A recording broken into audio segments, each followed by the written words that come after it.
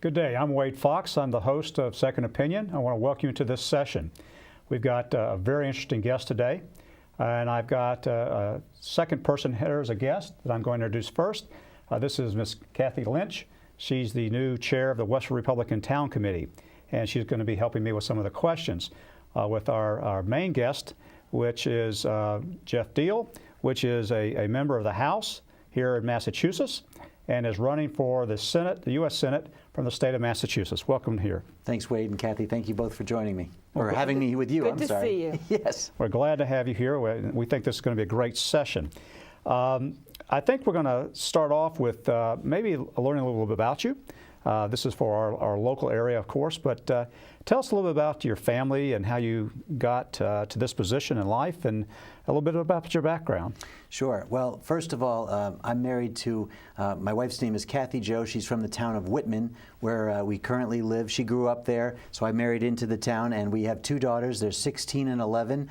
One of them is about to get her driver's license, so if this race wasn't already, a lot of hard work, now I've got to be thinking about her on the road. But no, it's a wonderful town that we live in, and we own a small business in the town of Hanson right next to us. I also used to work in the sign industry for a company in Brockton. Then I worked for a company out of New Bedford, Poyant Signs, the largest sign company in New England. Had a lot of projects that took me around Massachusetts and the whole New England region. So for me, I come from a small business background, and I ended up running for office because I was serving on the Whitman Finance Committee, and at age 40, I noticed that we had a state representative that wasn't exactly doing what was best for the town that I lived in, and so I asked if anybody was going to run against him, and nobody was in 2008. So I decided to run against him in 2010, and ended up winning a race that not a lot of people thought I was going to win, but took me into the State House and has given me an opportunity to now represent three towns, Abington, Whitman, East Bridgewater, but also vote for the well-being of the entire state of Massachusetts. And it's really been very rewarding, a chance to meet extraordinary people across the state. And now running for the U.S. Senate, I have a chance to continue going statewide and learning more about businesses and people all around Massachusetts, which has been an incredible time so far. 10 months of campaigning, I've got 8 more to go. Well, let's find out a little bit about, people have heard about you, obviously. You're a state representative. Can you tell us about what you do as a state representative? Are the committees that you've focused in on, or what has been your passion, I guess, at the State House? Well, again, so I'm an Eagle Scout, and I always wanted to leave the campground better than I found it. That's why running for office to me became the avenue to try to do something back for the community and communities that have been good to me, and the state that's been good to me and my family. So when I first got into the legislature, I was appointed to the Ways and Means Committee, which is they consider the most powerful committee. It deals with the state budget, and what's great about that is I get to travel around the state and learn about all the different state departments and agencies and what they do, and kind of get a chance to look at how maybe we can do things better to make things more efficient for taxpayers whose dollars go to fund a lot of these departments and programs. And so for me, that's really kind of where I learned a lot about the transportation issues, where we were spending 4 times the national average to maintain our roads, $675,000 per year versus the national average of $145,000 per year. So digging down into that gave me the justification to work on a ballot question in 2014, where we ended up repealing an indexing of the gas tax, where it was going to go up automatically every year without a vote. And first of all, this is Massachusetts, the state of no taxation without representation. So I thought that this would be the only tax that would go up without a vote by your legislators. That really is wrong. But secondly, I felt like we should be doing a better job of justifying where those tax dollars are going and having accounting of where it's being spent, which wasn't going to happen with that indexing. And so I worked with a grassroots team of people across the state. We ended up getting it on the ballot in 2014, and we ended up repealing it. And the Boston Globe ended up saying that it was about a $2 billion savings to the taxpayers. And so for me, I was very proud to do that. And it's because I was able to serve on a committee where I learned quite a bit about the state finances very quickly. And my whole goal has always been try to make government more efficient with the tax dollars that they have, and in some ways also try to make sure that government doesn't interfere with a lot of what we're trying to do. My wife and I own a small business, and sometimes the red tape can kind of make it a little bit tricky to grow, and we're trying to make sure that those small businesses around the state are freed up to grow, hire more people, give raises, all that sort of thing. And so just want to make sure the government has its place, but also doesn't overreach. Okay. Good point. Well, I'm glad you're fiscally responsible. And let me ask you something. Tell me a little bit more about your political philosophy. Yeah, so, again, part of it is making sure the government's accountable and transparent. One of the things that I just got passed about a week ago on Beacon Hill was there was a sexual harassment bill. So up on Beacon Hill, there's been some cases now where we found out that legislators, like down in Washington, D.C., were inappropriately talking to lobbyists or other workers in the State House. What was happening in Washington, D.C. was that there was an actual hush fund of money that was taxpayer money being used to pay out sexual harassment settlements. On Beacon Hill, we had one settlement. It wasn't sexual harassment, but I was able to get an amendment to the sexual harassment bill to prevent lawmakers from having any settlements being paid by the state. I think that, first of all, no taxpayer should be accountable for that. That should be the legislator themselves if they're committing that crime. And then the second thing, too, is that hopefully it's preventative to keep that behavior from happening. But that's just, again, another example of trying to make sure that, my belief is that, Beacon Hill, we're the ones who make the laws. We should be held to a higher standard. And I certainly think that folks around the state are looking for leadership up on Beacon Hill, and they need someone who's willing to speak out when things are a problem. And I've always been willing to kind of point out where I think we could do a better job. And, that's regardless of what party ends up promoting something. I'm basically for solutions that work for the people of our state, whichever party it comes from. In fact, I partnered with Evan Falchuk, who had run for governor as an independent in 2014, when we filed language to stop taxpayer funding for the 2024 Olympics that was thinking about coming to our state. You guys remember that? Wow. Yeah. So Deval Patrick, our former governor, was being paid $7,500 a day to promote this boondoggle, which we knew was going to be a huge financial hit to the state. First of all, they wanted to do things like cut down all the trees on the Boston Common, build up a bike stadium, then tear the stadium down and put the trees back in place. They wanted VIP lanes in and out of Boston because for the Olympic athletes and the IOC officials, as if getting in and out of Boston is no problem to begin with. But the real problem was the average overruns for the Olympics is about $10 billion for the last 5 Olympics that have gone on, and Massachusetts would have had to sign an indemnity that the citizens would have paid for those overruns, and we really just can't afford that right now. So I ended up filing language in the House that was shot down, but we filed a ballot question language to protect the taxpayers, and 2 weeks later, Boston 2024 left. So again, regardless of who's proposing things, I want to make sure that we work on the behalf of the people who elected me first and foremost, not special interest or any one party. What do you think your top 3 priorities will be if elected? Well, down in Washington, D.C., of course, we certainly have, I think there's been a push to try to get legislators on both sides of the aisle to be more proactive for the American people. I think that's what the 2016 election was all about. For me, what's most beneficial to Massachusetts is a couple things. First of all, I think securing our border along the southern border, and also making sure that people who come to Massachusetts are doing so legally. Illegal immigration costs the state of Massachusetts $1.8 billion every year, and it costs the federal government $113 billion annually. So that really is tough on budgets in our state that are trying to deal with rising costs of health care, rising costs of education, seniors who are trying to get to retirement but seem to not be able to retire when they're supposed to. All that revenue that's being spent towards those here illegally is a problem. And on top of that, it's a public safety issue. We have people who should have been deported that have committed murders and crimes in our state and are still, we have mayors of cities that are saying they're not going to allow law enforcement, local law enforcement, to work with immigration officials to deport those who are committing these crimes. So to me, that's a big problem, all right, financially and public safety, like I said. Secondly, a lot of veterans that come back to our state from serving overseas are coming back to a VA system that still hasn't been taken care of. There's a lot of women serving in the military now that there's not a lot of women practitioners in the VA hospital system, so they're not comfortable going to the VA. I think we need to make our VA hospital system a 21st century hospital system when we have a 21st century battlefield where a lot of our soldiers are surviving their wounds like they may not have in previous decades. And so I want to make sure that the VA hospital system is up to speed, and also that veterans get the benefits that they deserve from our state. I've tried to, again, on Beacon Hill, get legislation passed to require Social Security numbers for state housing. But that's what the federal government requires. For some reason, the state legislature won't go that extra mile to make sure that veterans get that housing preference before those who, again, are here illegally. So that's another thing that I'd like to make sure we preserve for the citizens. First, I'm all for immigration. I want to make sure that we reform immigration law so that we can get people to come here legally, but at the same time make sure we're taking care of those who've put their lives on the line for our country. And I think most importantly, excuse me, most importantly is continuing with the progress that we're making on tax reform and keeping taxes low. To me, economic freedom is personal freedom.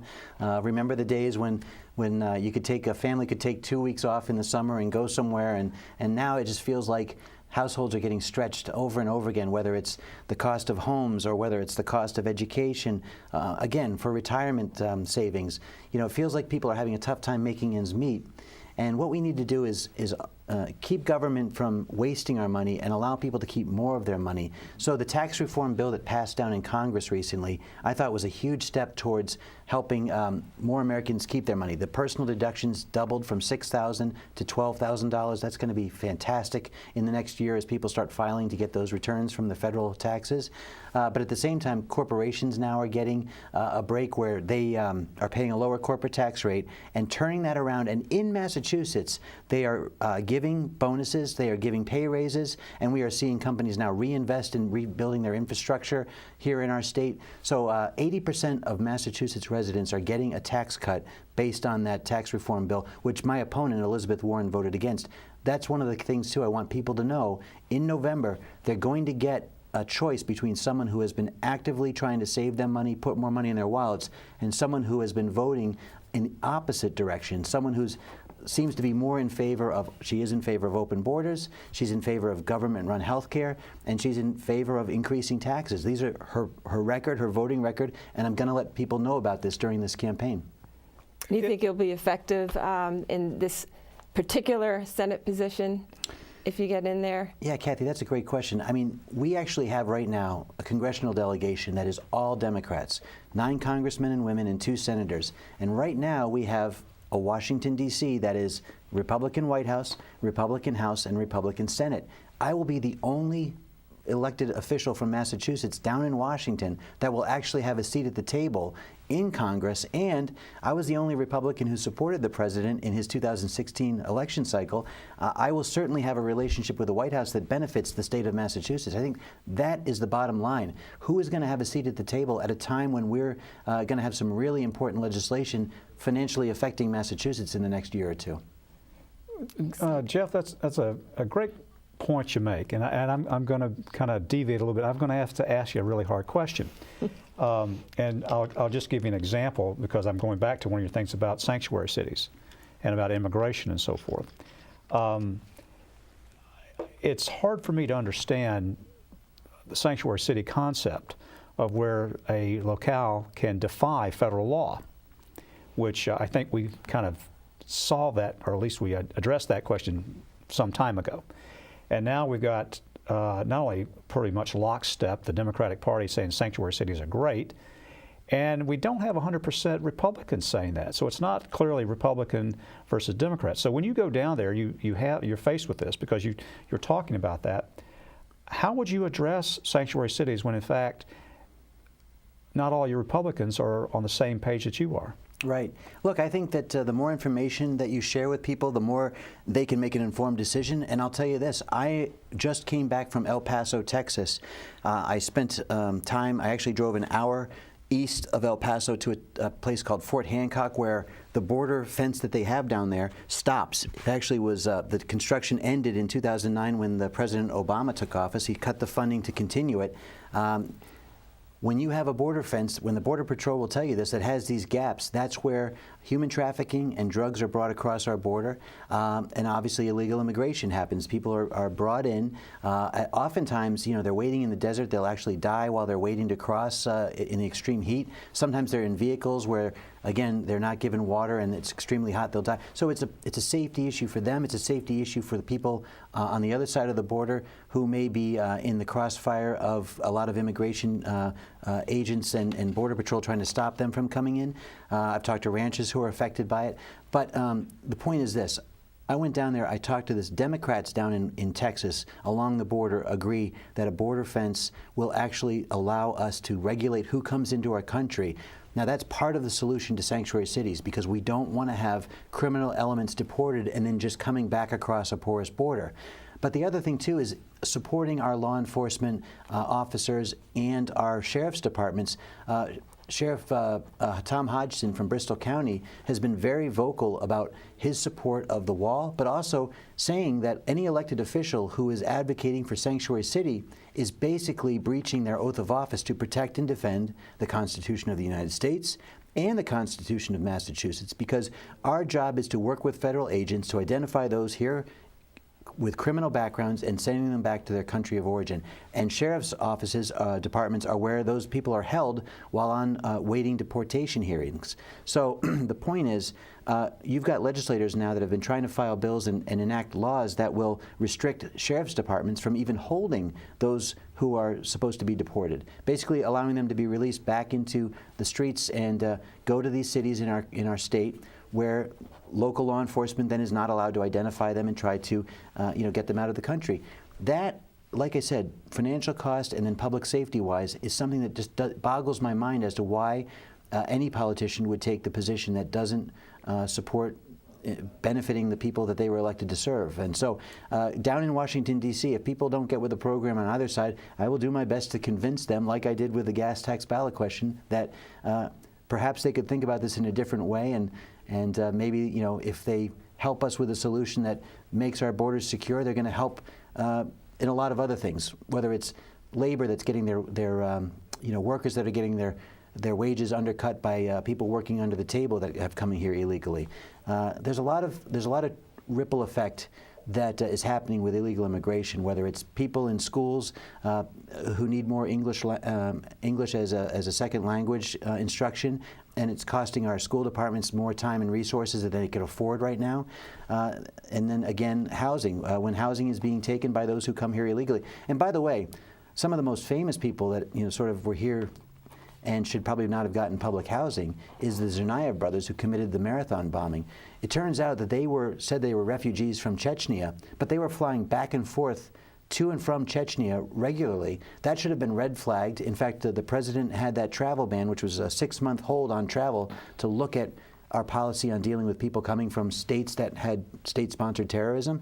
This would have been one of those situations where we could have red flagged them to know in advance that they weren't really refugees, and in fact they were being radicalized and obviously committed the act of jihad they did with the bombing at the Marathon. That's the kind of thing we need to do to support law enforcement, to make sure that those coming into our country are doing it for the right reasons. That's a good point, and it's probably one of the things that I'm really kind of concerned about, and I think most people are, is about security. Now, a lot of people talk about national security, about our relationships with, let's say, the major powers in the world, like Russia and China and so forth. But I think people now have gotten a little bit more concerned about security of their kids going to their high schools and so forth. We've seen a lot of, let's say, copy written about our infrastructure. And I don't mean basically the bridges and so forth. I'm talking about our law enforcement infrastructure and about what we should do about some of the crisis that we've got in high schools and violence and so forth. Do you have an opinion about that, with all the stuff that you've seen about having basically arms restrictions or guards or a different way of having students taught? Do you have any thoughts about that? Well, first off, the Florida shooting that happened showed that there was a flaw in the system itself, in that there was multiple warning signs with that student that he should have never been able to buy a gun in the first place because of a lot of the concerns that people had, whether it was school officials, whether it was actual law enforcement officials that reported several times to his home and there was problems there.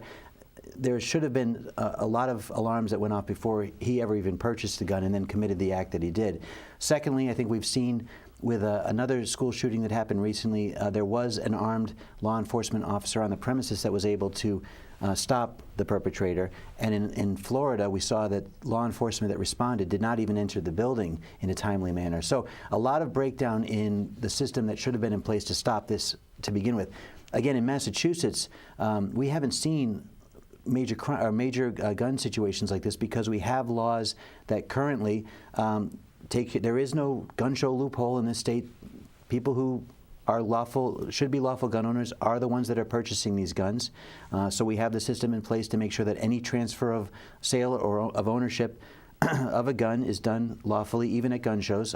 If people go to them, which I've gone to, you'll see a table with 2 state employees with computers in front of them, and any transaction has to be registered real time as it happens. And so that's one thing that people may not be aware of, but it's happening. Secondly, the guns that are allowed in Massachusetts, all of them have the same action. One trigger pull fires 1 round of ammunition. We do not have, we don't have guns that are a semi-automatic gun is not a fully automatic gun. So people sometimes see this AR-15 and think that it's a machine gun. It is not a machine gun. It is a single-fire gun. It just looks more like a military-style weapon, but looking like something, I can get my car dressed up to look like a Ferrari. It doesn't mean it's going to go 200 miles an hour, okay?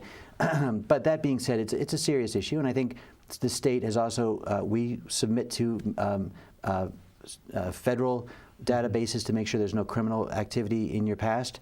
We also are looking at mental health, checking your mental health status to make sure that when you're purchasing a firearm, there's no red flags there. I think Massachusetts is actually one of the states that does a very good job of making sure that those who are lawful gun owners are able to possess it, and we don't infringe at the same time on Second Amendment rights. And I think that's really what it comes down to is, and again, I'll go back to going to El Paso and talking to those ranchers where law enforcement is 100+ miles away in some cases along that border. And if they didn't have the ability to protect their property with the Second Amendment, they certainly would have a huge problem with cartels that are currently coming across and using abandoned houses as drop points for human trafficking. All of a sudden, these homes would be even more at risk. So I think we have to think about the broad reason why we have a Second Amendment. It is your right to defend yourself, and that's constitutional. Okay. Geoff, and as I hear you talk, and with your background, which is very extensive in this, one of the things that it comes to me is that it's somewhat all about money, really, to tell you the truth. And I'd like your opinion about a relatively recent thing of the day before we were taping this, obviously.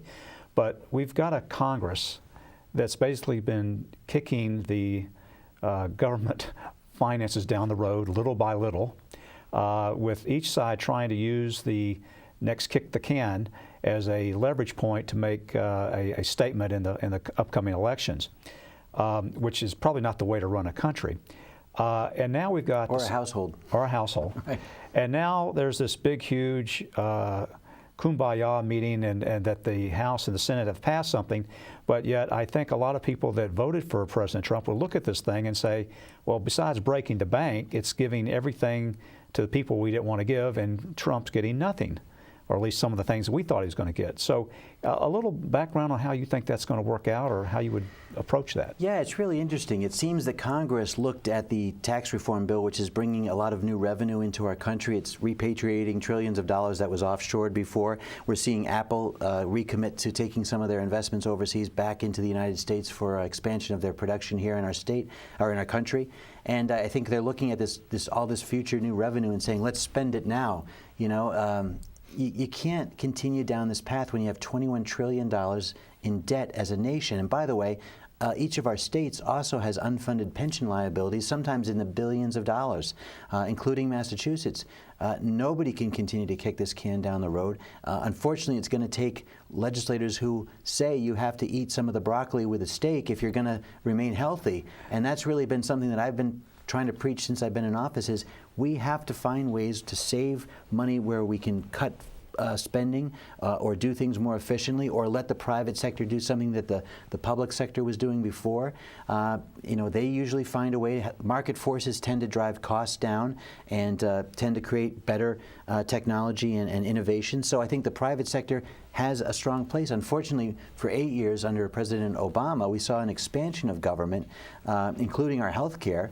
1/6 of the economy they decided to take over. I think government needs to get away from trying to run so many things, because what does it ever do efficiently or effectively? The U.S. Post Office versus FedEx, I'll take FedEx or UPS any day of the week over the post office. And that's not to say that the post office employees are doing a bad job, but government is not in the business of trying to create efficiencies and innovation. And so that's why I think we need to get away from government spending. And certainly those Republicans down in D.C. who have decided to feed at the trough again, I think really we need to take a second look at them when they're up for re-election. And certainly for me, when I go down to Washington, D.C., I am not all about trying to increase the size of government. I'm just trying to make sure that Massachusetts is able to get from the federal government the commitments that they made, whether it's public safety, whether it's transportation infrastructure, whether it's health care reimbursements for those who need it. We've got to make sure that the money's there, and if you keep spending it in a zillion different ways. I know Senator Rand Paul was listing, I think on Twitter, dozens and dozens of areas where he thought it was wasteful spending. Yeah. And I'd like to follow through on his plan of trying to eliminate some of those as well. Mm-hmm. Okay.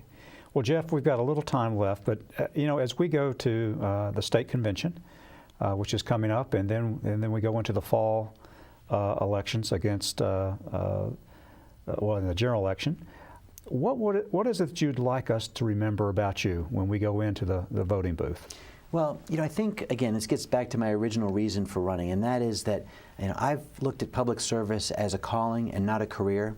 So I'm leaving the state legislature, certainly before I'm eligible for a pension. Not that that should matter to anybody. I also voted against the legislative pay increases that they gave themselves because, when you serve the people, you're supposed to serve the people, not yourself.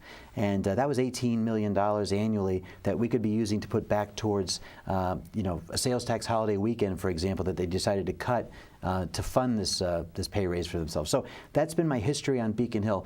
Also looking at hard issues like transportation and saying, look, no, DOT, the Department of Transportation, needs to figure out how to be more efficient with our money. No, it's nice to have the Olympics, but sometimes you have to say we can't afford that. And at the same time, forward thinking about going down to Washington, D.C. and thinking about how our federal government can serve Massachusetts better with somebody from the delegation that's actually going to have a seat at the table. That's really my ultimate goal. I've been crisscrossing the state of Massachusetts for the last 10 months. We have an RV that we bought, the campaign bought. We bought it on Craigslist because we are certainly prudent with our dollars that we have. And I've talked to thousands of people at this point, veterans, police officers, firefighters, small business owners, just regular families. And when I talk to them, they feel like Washington, D.C. is overlooking them. They feel like their current senior senator is not listening to them. She's lecturing them, but not listening to them. And I am here, I always have been, listening to the people. My best ideas on Beacon Hill have been coming from the people I talk to. When I go to Washington, D.C., I will commit fully to a 6-year term to serve them. My opponent was asked famously a few weeks ago on Meet the Press, would she fill a 6-year term if she's reelected? She would not answer that question 4 times when she was asked. It seems clear she wants to run for the White House. I want to run to serve the people of Massachusetts as best I can, and I hope that they'll see fit to put me in office, and I will prove that every single day when I'm in office to help them. Thank you, Geoff. I appreciate you coming on. I know you got a busy schedule. I want to thank Kathy for being my co-host today, and I want to thank all of you for viewing this, and just remember that if you're ever confused, always get a second opinion.